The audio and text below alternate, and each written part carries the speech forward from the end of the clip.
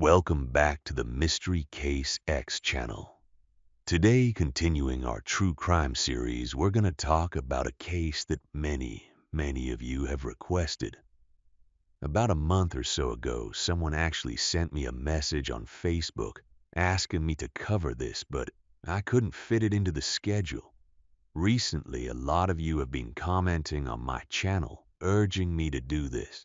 So today I'm going to tell you about a murder that took place in 1996 involving a female university student named Mrs. Chao Aiking. This case occurred at Nanjing University on January 19, 1996. After being missing for 9 days, the student, Mrs. Aiking, turned up, but in the most horrifying way imaginable. This was fundamentally a murder case, but the details are so incredibly bizarre and gruesome that it caused widespread panic among the Chinese public at the time. The case is also known as the 119 case because the remains were discovered on January 19, 1996, and since dates in China are written month first, then day, people refer to it as the 119 case. So, what are the details of this case? Let's get right into it. Miss Aiking was from Jiangjiang County in Jiangsu Province, China. She was born in March 1976. So, if we look at the time of the murder, she was less than 2 months away from her 20th birthday. Miss Aiking was of average build with short hair, slightly nearsighted, and had a mole just above the corner of her mouth. She weighed around 110 pounds. In 1994, Miss Aiting took the university entrance exam but failed. In 1995, at the age of 9, she took it a second time and was accepted into Nanjing University. However, for some unknown reason, in September 1995, Miss Aiking started school about a month later than the rest of her classmates. On January 7, 1996, which was 3 days before she went missing, Miss Aiking attended a birthday party for a high school friend who also went to Nanjing University. She stayed over at this friend's home and didn't return until the next day. On January 9, 1996, about a day before her disappearance, Miss Aiking skipped classes and went out all day, only returning late at night. She said she was hanging out with someone from her hometown. On January 10, 1996, she returned to her dorm in the afternoon. She told her roommate, "I'm feeling a bit sore and not very well today, so I'm not going to class." After dinner, she left the dorm, and after that, she vanished forever. For 9 days, there was absolutely no news about Miss Aiking. Then, on January 19, 1996, after the area had experienced a massive snowstorm, a sanitation worker was cleaning up an alley just south of Nanjing University, near the city center of Nanjing. While sweeping, she found a plastic bag full of what looked like discarded pork. Thinking someone had just thrown it away, she took it home, washed it, and prepared to cook it for a meal. But while she was washing these pre-sliced pieces of meat, she suddenly discovered 3 human fingers mixed in. Seeing that the woman practically fell over backwards, she was scared out of her mind. She immediately called the police. The police quickly arrived at the scene and collected the remains for investigation. Later on, when they had gathered almost all the body parts, which I'll detail in a moment, the police asked teachers and students from Nanjing University to come and identify her. At first, looking at photos, they couldn't be sure. It wasn't until they saw the actual remains and the identifying marks that were left that after the students and teachers threw up everything in their stomachs and combined with the fingerprints remaining on the severed fingers, They confirmed this was indeed the missing student, Miss Acting, who had disappeared on January 10th. From that point on, the police expanded their investigation and searched for the rest of the body parts. A massive number of body parts were scattered all over the place, guys. In total, there were 12 bags containing human remains. On January 19th, 1996, at the first location I mentioned earlier, the sanitation worker found a bag of meat that included 3 fingers containing about 1.5 pounds of flesh. The second location was at a construction site on Huaqiao Road, where they found a black trash bag containing about 1.8 pounds of flesh. The third location was on Xiaofengqiao Road, near a garbage dump where people discovered 2 travel bags. The first travel bag contained about 14 pounds of flesh and internal organs. The second travel bag held about 11 pounds of flesh and internal organs. On January 19th and 20th, 1996, at the fourth location near the hospital, affiliated with Nanjing University on Hankou Road, they found another trash bag containing about 1.8 pounds of flesh. The fifth location was at the side gate of Nanjing University on Tianjin Road, where a blue leather backpack was found containing 16.5 pounds of bones. The sixth location was right on the Nanjing University campus, where they found a black trash bag, also containing flesh and organs weighing about another 1.3 pounds. Between January 21 and 31, 1996, near a river by a garbage dump, they found a blood-soaked bedsheet containing a skull, bloody clothes, and other miscellaneous items, weighing about another 3.3 pounds. Then, near a sewer drain, they found roughly another 6.6 pounds of flesh. So, the heaviest bag was the backpack found at Nanjing University, weighing around 16.5 pounds and containing the victim's bones. Based on the police descriptions, it seems Miss Aking was dismembered. The killer deliberately stripped the flesh from her bones, slicing her entire body into tiny pieces. Based on the data above, they collected about 67.5 pounds of flesh. If you add up all the pieces scattered across the other locations, it totaled around 70.5 pounds. In total, over 2,000 pieces of flesh were cut up. They were cut incredibly small, and every piece was practically uniform in size. Her limbs were also chopped up and divided into sections. The bones and finger joints were severed cleanly right at the joints. They aimed precisely at the joints. It wasn't just random hacking. Furthermore, some of her flesh and internal organs appeared to have been blanched in boiling water like they had been cooked. In the backpack containing her organs, the intestines were folded back and forth neatly from the bottom of the bag. Up the entire intestinal tract was perfectly arranged into 4 layers. As for the head police, believed the killer might have blanched it in boiling water to clean off the blood and stop it from bleeding further. Given Miss Aking's height is about 5 feet 5 inches tall and weighs around 110 pounds in a normal human body water, and fluids like blood plasma and lymph make up about 40 to 60% of the body weight. So when the killer dismembered her, most of the blood drained out, meaning a loss of about 20% of her weight. Add to that the body parts that showed signs of being cooked, the body fat melted away. Anyone who's ever rendered pork fat knows this best. You chop the fat, throw it in the pan, and soon you're left with just a tiny bit of crackling.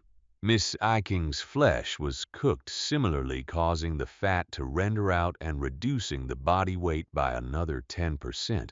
Therefore, by collecting about 70.5 pounds of remains, They had essentially recovered almost her entire body. According to reports at the time, the police investigated very aggressively. They did a massive sweep using Nanjing University as the epicenter and investigating everything in the surrounding area. The police even arrested a few suspects, but later determined they weren't the killers. Many people also wonder why there's no mention of DNA testing. Guys hearing about DNA testing now seems totally normal, but in 1996, this was not common in China at all. It was only available in a few major cities, and Nanjing wasn't one of them. It wasn't until the 21st century that DNA testing became widespread in China. And frankly, at that time, even if they could extract the killer's DNA from Miss Iking's remains, they still wouldn't know who it belonged to. So, DNA was practically unused and unhelpful at the time. Based on the method of chopping the body into tiny pieces, the organs being neatly arranged in the backpack, and the bones being organized properly, rather than just shoved in, the police suspected the killer had to be someone with a strong understanding of human anatomy, like a doctor or a butcher, to be able to expertly dissect and separate the body parts like that. However, despite investigating back and forth with all the available data, the case hit a dead end, and they couldn't find the killer. Until 2008, which was 12 years later, the case was suddenly brought back up on the internet. In 1996, social media hadn't really taken off, but by 2008 it was very prominent. Some really weird things happened, guys. For instance, on May 28, 2008, someone posted a status on a website tagging Miss Aiching. The content read, "Miss Aiking, I really miss you. I hope you rest in peace." And then that status just vanished. That post made people wonder if the killer was feeling a guilty conscience and posted it. But at that time, the Chinese public was focused on earthquake and flood relief efforts, so the status didn't get much attention. Then, an account with the username Hey Yi Sa published a post on June 19, 2008 on the Tianya forum, which immediately caused a massive uproar and was shared widely. Because this guy described the process of the murder and detailed the killer's psychology in a way that sounded incredibly plausible. He used terms like childhood psychological trauma and psychopathic killer, and mentioned Miss Aiking's preference for heavy metal rock music. This made many people think, could this guy actually be the killer trying to brag about his achievements?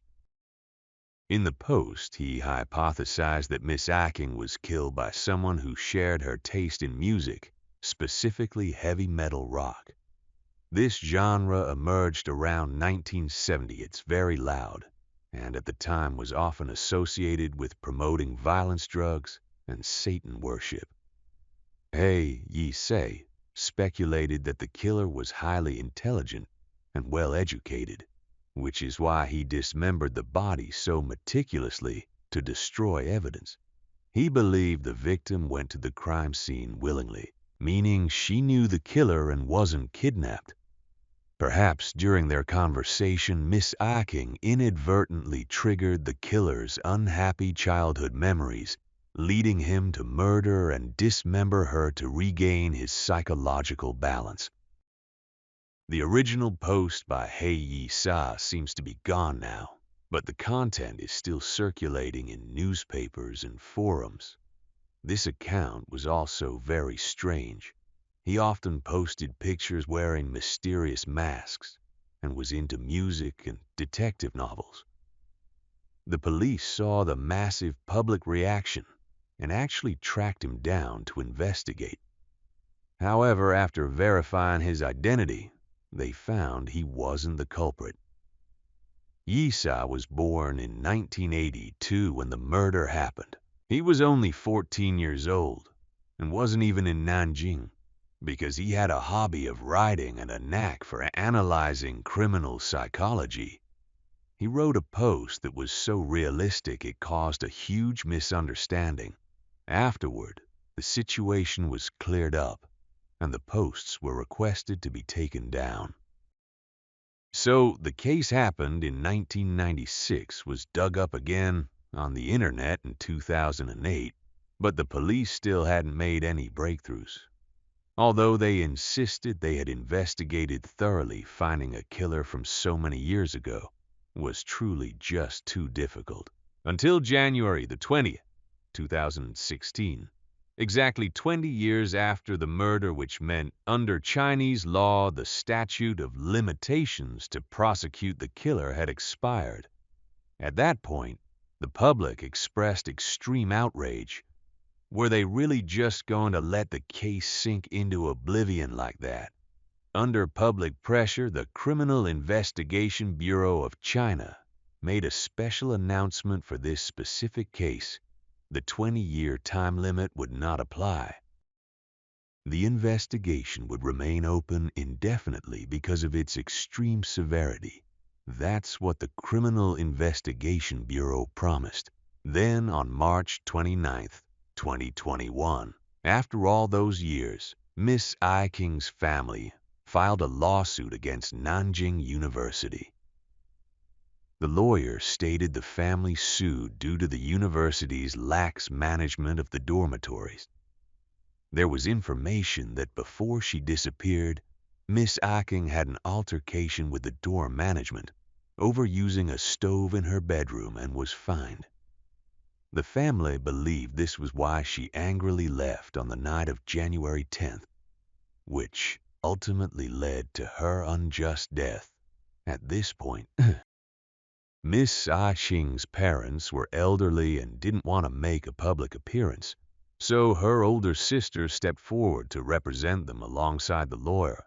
They also sued over Nanjing University's gross negligence, specifically when the victim failed to return to the dorm on the night of January 10th. The school should have immediately notified her parents and taken action. But the school didn't notify them. It wasn't until the 19th, 9 days later, when the police found her remains, that the family finally found out. Missing this golden window indirectly gave the killer plenty of time to escape. The family demanded 1,620,000 yuan in compensation. Her sister stated the goal wasn't the money, but to push the investigation forward and seek justice for Miss Aking. Unfortunately, at this point, I have to say the Miss Aking case ends here. That's just how life is. Not every case gets solved.